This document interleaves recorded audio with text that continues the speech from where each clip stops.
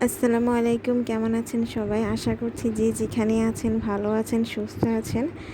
তো আমি চলে আসলাম নতুন আরেকটি ব্লগ নিয়ে। আজকে ব্লগে থাকছে মোটামুটি আজকের কাজগুলোই থাকছে। সব তো আর দেখানো সম্ভব না।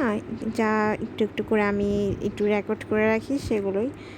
এতে আমারও স্মৃতি হয়ে থাকলো আর আপনাদের সাথেও শেয়ার করা হলো। যদি আমার কোনো ভিডিওতে আপনাদের উপকার আসে তো অবশ্যই আমার চ্যানেলটিকে সাবস্ক্রাইব করে দিবেন এবং একটি লাইক বাটনে ক্লিক করে দিবেন।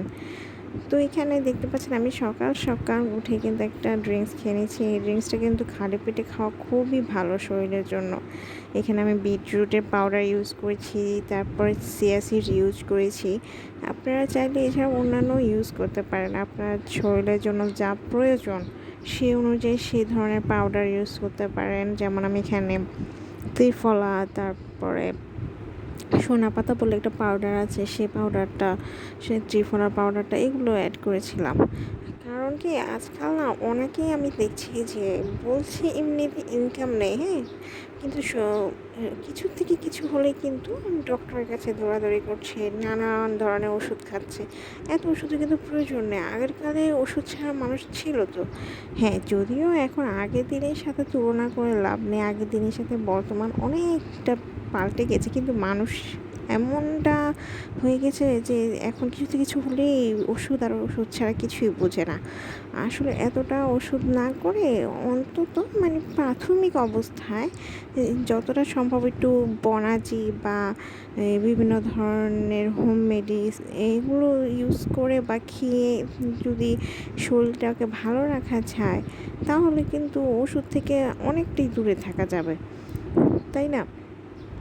কারণ কি দেখা যায় যে আমরা বিভিন্ন রকমের ওষুধ খেয়ে হয় কি যে পরে আরেকটা নতুন ধরনের অসুখ তৈরি হয় আমাদের শরীরে, যেটা কিন্তু আমরা বুঝতে পারি না।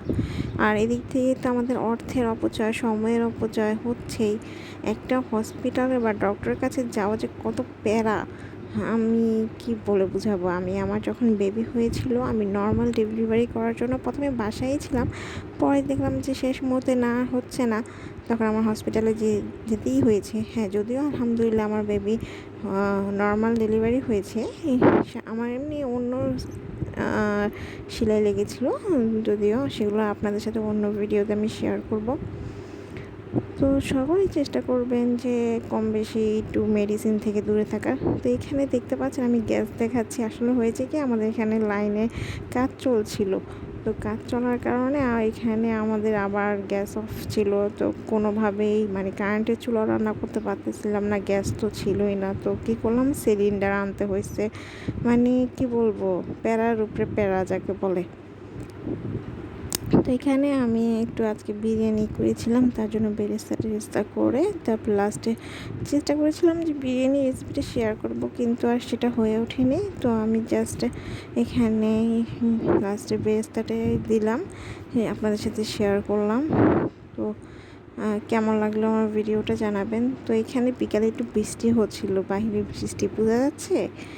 অনেক সুন্দর ভিউ কিন্তু আমার মানে জানলা দিয়ে কিন্তু দেখা যায়, রান্নাঘরে জানলা দিয়ে এই বৃষ্টিটা দেখা যায়।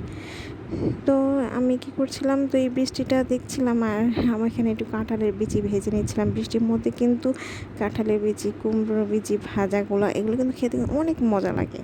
কার কার পছন্দ আমার মতো।